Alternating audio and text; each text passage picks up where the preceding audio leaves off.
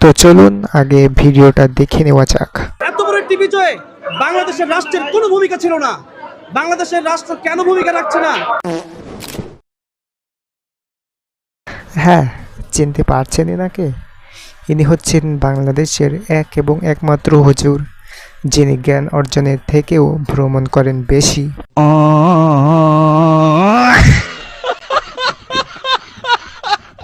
তোমরা কি জানো তিনি কখনো কখনো ডোরিয়ান ফল, আবার কখনো কখনো এসব অনেক হাবিজাবি ফল খেয়ে তার ফেসবুক পেজে আপলোড দিয়ে থাকেন এবং সেগুলো মনিটাইজেশন করে তিনি সেখান থেকে অর্থ উপার্জনও করে থাকেন। আর এটাই হচ্ছে তার কুখ্যাত একটি বিশেষত্ব। তিনি বাংলাদেশের একজন ভাইরাল হুজুর, যিনি অনেক আগেই ভাইরাল হয়েছিল তার একটি গজলের মাধ্যমে। তার প্রেক্ষিতে তিনি অনেক সময় দেশদ্রোহী এবং